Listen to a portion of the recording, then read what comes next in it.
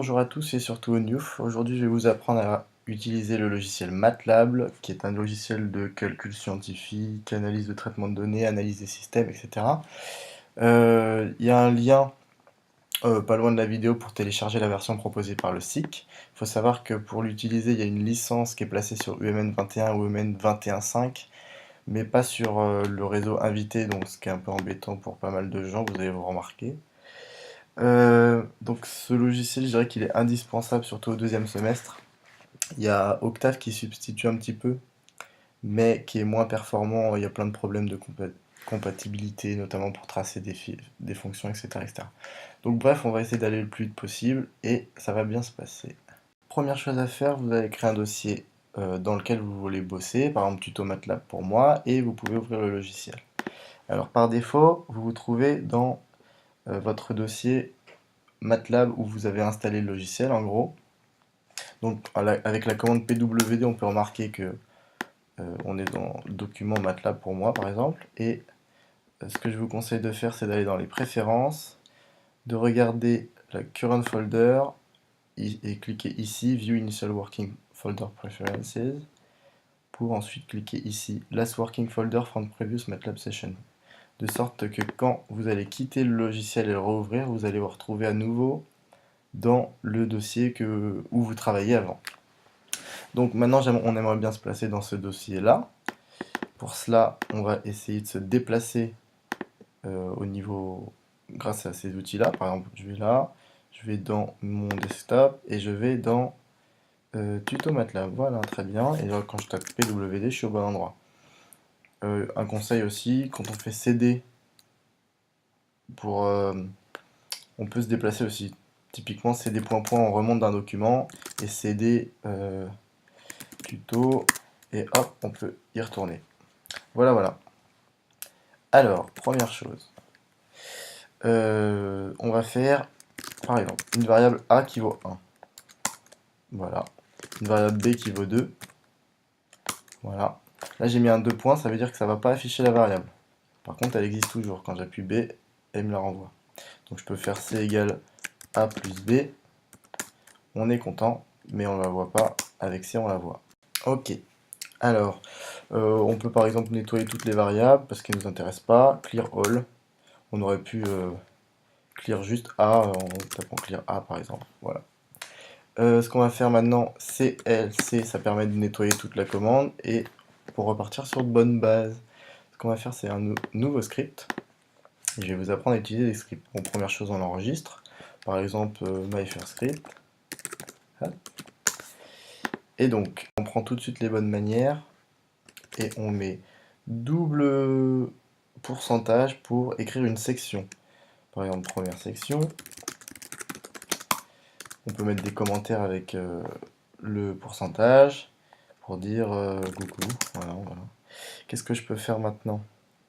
Je peux écrire toujours la même chose, A égale 4, B égale 5, et C égale A plus B. Les espaces, ça change rien, donc c'est pour ça que j'en mets.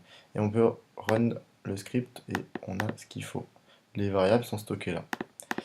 Maintenant, je vous ai préparé des petits scripts pour que ça aille plus vite. Le script matrice. Alors, là, dans les matrices, on a une matrice A.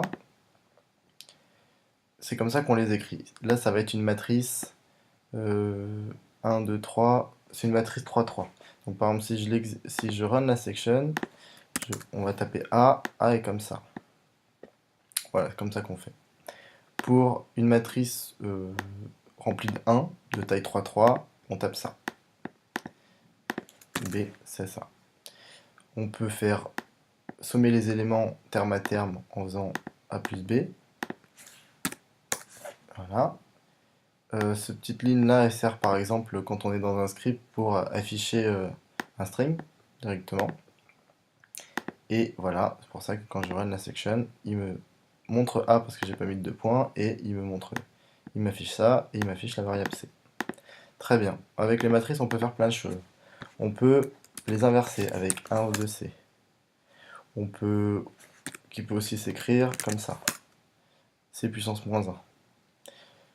La preuve, c'est que quand je fais C fois C, non, C fois 1 2C, Voilà. On peut utiliser des sous-matrices. Par exemple, donc on a notre variable C. Si je veux par exemple juste la première ligne, je vais taper C, entre parenthèses, la première ligne, et je veux toutes les colonnes de la première ligne, avec le 2 points. Et donc, on a ce qu'il faut. Si je veux par exemple de la ligne 2 à la ligne ici, je vais faire C, la ligne 2 à la ligne 3, et je veux toutes les colonnes. Voilà. On a plein d'autres fonctions, du style length de C, c'est la taille. Donc là, c'est une matrice 3, 3.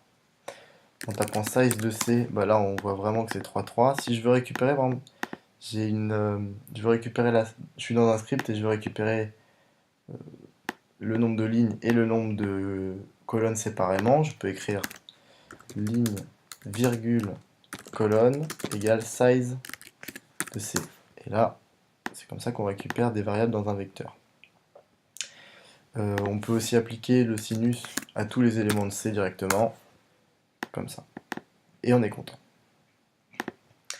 Maintenant, pareil, les vecteurs, c'est le même principe, c'est même plus simple. U, lui, c'est un vecteur ligne, puisque j'ai pas mis de point virgule ici, c'est séparé juste par des espaces. V, W, c'est une matrice avec une ligne, c'est une matrice remplie de 0 avec une ligne et 4 colonnes. Donc, affichons. Alors, je vais exécuter la section et je vais demander W. Voilà, très bien. Et par contre, X, c'est l'inverse, c'est 4 lignes, une colonne, etc. L1, c'est une liste. Il y a plusieurs manières pour écrire les listes. On peut écrire de 1 à 10. Par défaut, il va mettre un pas de 1. Avec L2, là, j'ai mis un pas de 0, 1. Avec L3, c'est un line space. Ça va de 1 à 10 avec 500 points. Donc L3, voilà, il est assez fat.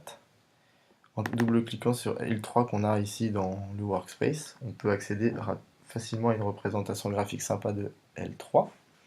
Voilà. Plein de choses encore avec les vecteurs. On peut faire, si U est comme ça, je peux faire U', ça le change de sens. Même chose que si j'avais écrit transpose de U. Je peux aussi flip U, ça va le retourner. Il était 1, 2, 3, 4, maintenant c'est 4, 3, 2, 1. On peut prendre un sous-vecteur de U, comme d'habitude, par exemple de l'élément 3 à l'élément, enfin de l'élément 2 à l'élément 3. Ah oui, évidemment, en MATLAB, on part pas de 0 comme en Python ou en Java, on part de 1. Ce qui au final est plutôt pratique.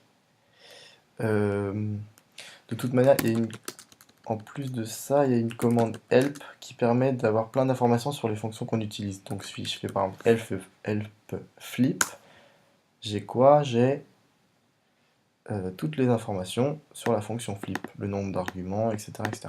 Ce qu'il retourne, etc. Donc, dernière chose sur les listes, je peux dire aussi comment on ajoute un élément dans une liste. Si j'ai toujours ma liste U qui est comme ça, et que je vais ajouter l'élément 5 au bout, j'écris U qui est égal à U, un espace, et l'élément 5. Voilà. Si j'ai l'élément V qui était comme ça, et que je vais rajouter l'élément 9 au bout, j'écris V égale V, point virgule, V. Pardon, pas V, mais... Oh si, ça c'est intéressant aussi. Comme ça met les deux à la suite. Voilà. Après, je suppose qu'il y a des fonctions style max de V. On va voir si ça marche. Ça marche bien. Il y a plein de fonctions déjà écrites, ce qui va vous éviter de taper beaucoup de code. Ok, fini pour les matrices. La suite, c'est... Comment on écrit des fonctions maintenant? Ben, c'est très simple, il faut écrire fonction, ouvrez les crochets, le résultat de la fonction, enfin la variable de sortie, égale le nom de la fonction qui doit porter exactement le même nom que le script, AB, les deux arguments d'entrée. Donc là, résultat égale A plus B, quand j'exécute ça, Dans la console, je fais F1, par exemple, je veux sommer 3 et 4, ça va me donner 7. Très bien. Je peux mettre que ma variable res prend égal à F1 de 3 et 4. On est content. Une autre fonction, par exemple, où j'utilise une boucle for pour vous apprendre comment ça se note. Je donne n un argument. Je crée une matrice A qui fait n lignes et 2 colonnes.